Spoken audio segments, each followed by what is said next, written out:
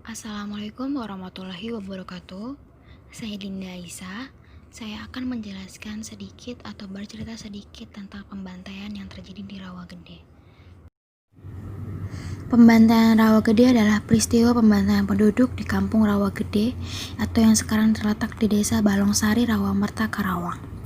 Di antara Karawang dan Bekasi oleh tentara Belanda pada tanggal 9 Desember 1947, sewaktu melancarkan agresi militer pertama, sejumlah 431 penduduk menjadi korban pembantaian ini.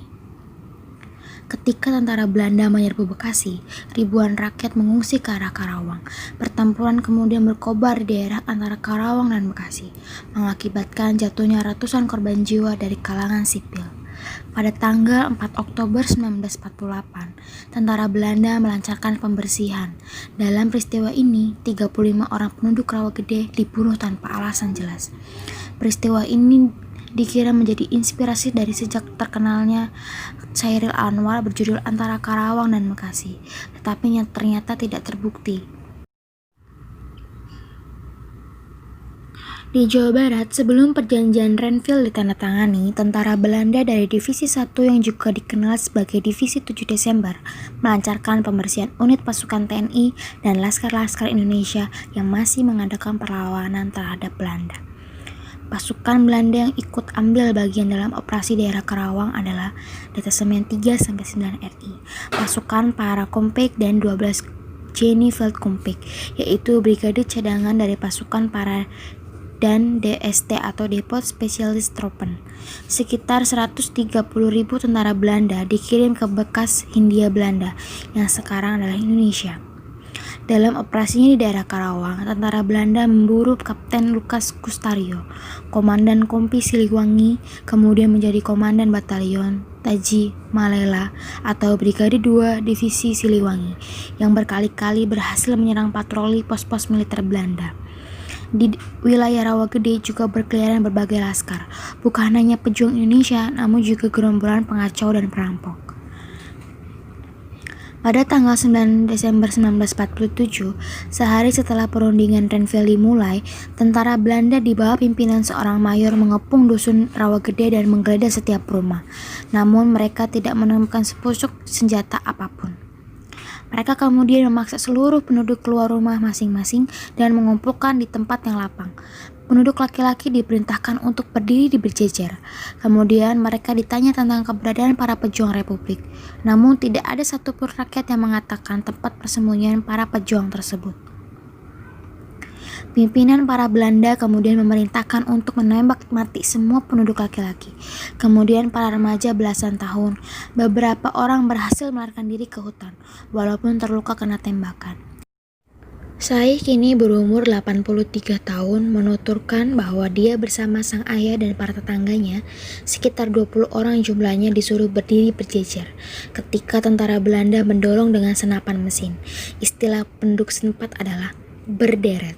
Ayahnya yang berdiri di sampingnya tewas kena tembakan. Dia juga jatuh kena tembakan di tangan, tapi dia pura-pura mati. Ketika ada kesempatan, dia segera melarikan diri.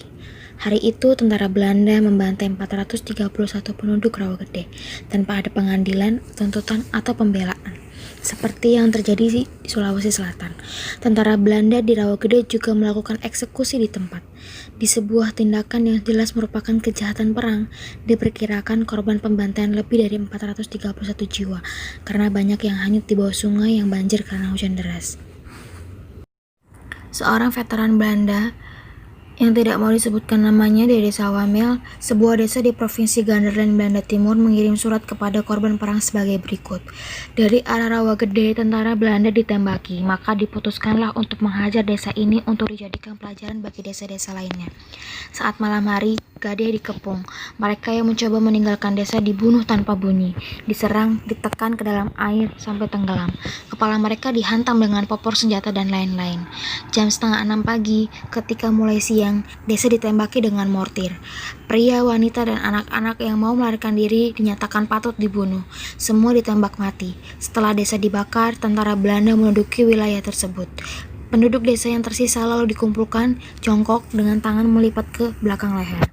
Hanya sedikit yang tersisa. Belanda menganggap Rawagede telah menerima pelajarannya. Semua laki-laki ditembak mati oleh pasukan yang dinamai Angkatan Darat Kerajaan. Semua perempuan ditembak mati, padahal Belanda negara demokratis. Semua anak ditembak mati.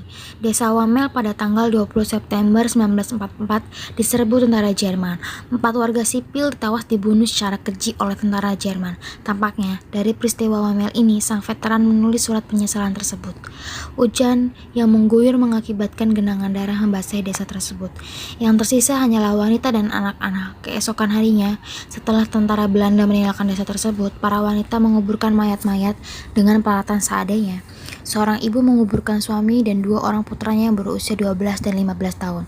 Mereka tidak dapat menggali lubang terlalu dalam karena hanya sekitar 50 cm saja.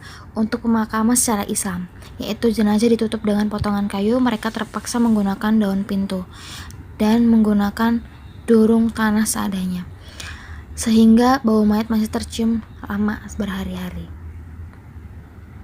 Pimpinan Republik kemudian mengadukan peristiwa pembantaian ini kepada Committee of Good Office for Indonesia atau Komisi Jasa Baik untuk Indonesia dari PBB. Namun tindakan komisi ini hanya sebatas pada kritik terhadap aksi militer tersebut yang mereka disebut sebagai deliberate and ruthless, tanpa ada saksi yang tegas atas pelanggaran HAM, apalagi untuk memandang pembantaian rakyat yang tidak berdosa sebagai kejahatan perang. Tahun 1969, atas desakan parlemen Belanda, pemerintah Belanda membentuk tim untuk meneliti kasus-kasus pelanggaran atau penyimpangan yang dilakukan oleh tentara-tentara kerajaan Belanda atau KL, Koninklijk Landmacht, dan KNIL atau Koninklijk Nederlands Indisch Leger antara tahun 1945 sampai 1950. Laporan tersebut kemudian dipublikasikan oleh Perdana Menteri De Jong pada 2 Juni 1969 dan pada bulan Januari 1995 laporan tersebut diterbitkan menjadi buku dengan format besar setebal 282 halaman. Di dalamnya terdapat penyimpangan yang dilakukan oleh tentara Belanda.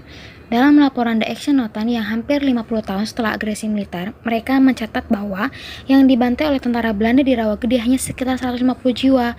Kemudian juga dilaporkan bahwa mayor yang bertanggung jawab atas pembantaian tersebut demi kepentingan yang lebih tinggi tidak dituntut ke pengadilan militer. Di Belanda sendiri, beberapa kalangan dengan tegas menyebutkan bahwa yang dilakukan oleh tentara Belanda pada waktu itu adalah kejahatan perang dan hingga sekarang masih tetap menjadi bahan pembicaraan. Bahkan film dokumenter mengenai pembantaian di Rawagede ditunjukkan di Australia. Anehnya, di Indonesia sendiri film ini belum pernah ditunjukkan. Pembantaian di Sulawesi Selatan dan di Rawagede serta beberapa pelanggaran HAM berat lainnya hanya sebagian kecil bukti bahwa kejahatan perang yang dilakukan oleh tentara Belanda dalam upaya Belanda untuk menjajah kembali Indonesia setelah bangsa Indonesia menyatakan kemerdekaan pada 17 Agustus 1945. Namun hingga kini pemerintahan Belanda tetap tidak mau mengakui kemerdekaan RI adalah 17/8/1945. Pemerintah Belanda tetap menyatakan bahwa pengakuan kemerdekaan RI telah diberikan pada 27 Desember 1949. Dan hanya menerima 17/8/1945 secara politis dan moral de facto dan tidak secara yuridis de jure sebagaimana yang disampaikan oleh Menlu Belanda Ben Bot di Jakarta 16 Agustus 2005. 7 janda dari korban pembantaian, 1 anak perempuan korban, dan seorang laki-laki penyintas atau survivor lantas menggugat pemerintah Belanda atas kejadian pada tahun 1947 itu. Jaksa pemerintah Belanda berpendapat tuntutan mereka kadaluarsa, namun pengadilan Den Haag pada 14 September 2012 menyatakan pemerintahan Belanda bersalah dan harus bertanggung jawab. Pemerintah Belanda diperintahkan membayar kompensasi bagi korban dan keluarganya sebesar 1 miliar rupiah untuk masing-masing keluarga.